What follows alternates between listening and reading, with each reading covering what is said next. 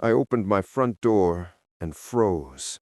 Karen was standing there with a ruler in one hand and a smirk on her face, saying, "This fence isn't yours." The air went still. Neighbors peeked out their windows. Nobody expected her to say it. Nobody believed she'd actually try to move my fence.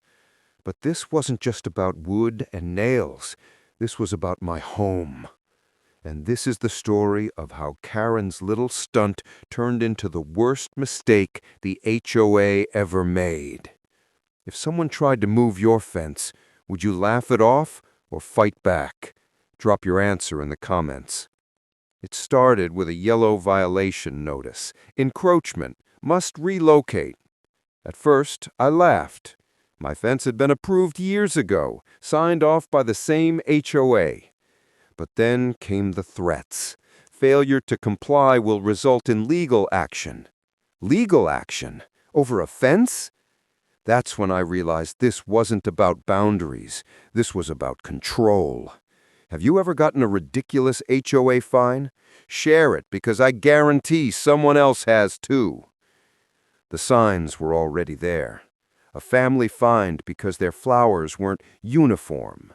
A veteran cited because his shed was unsightly.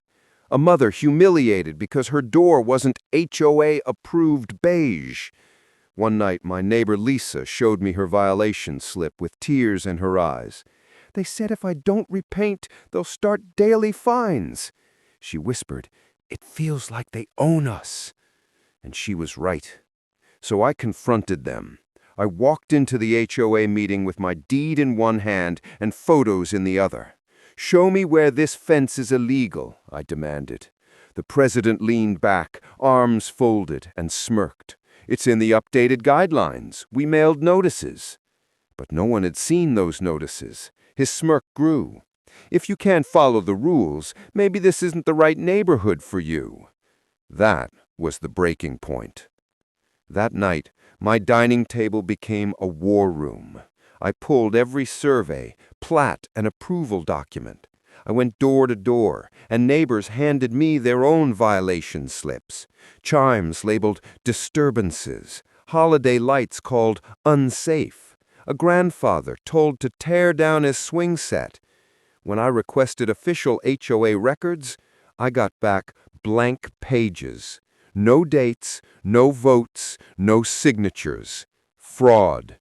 Pure fraud. Let me ask you, if your HOA faked records, would you go public right away or build a case first?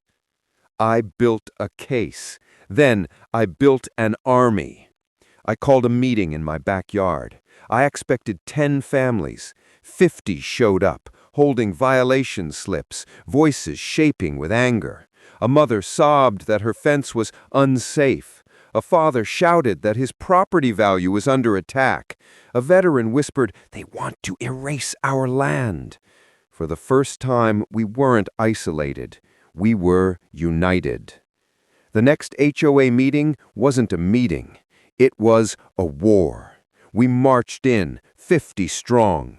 One by one, violation slips slammed on the table. The gavel pounded. Order! Order! But there was no order left.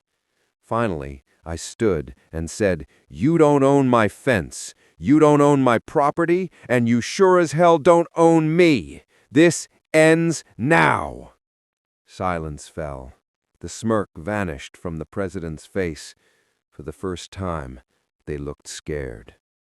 Word spread fast. Headlines read, "HOA accused of abuse of power." Reporters showed up. City officials launched investigations. Within weeks, fines were refunded, rules repealed, and 3 board members resigned. And my fence? It's still standing, stronger than ever. Here's what I learned.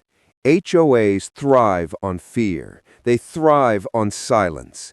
But the moment we stood together, the moment they realized we weren't backing down, their power collapsed. They wanted to tear down my fence. Instead, they tore down their own authority. So tell me, if someone tried to move your fence, would you let it happen, or would you fight back until the end? Drop your answer in the comments. Share this story with someone who needs courage to stand up. And don't forget to subscribe, because HOA horror stories like this, trust me, they're far from over.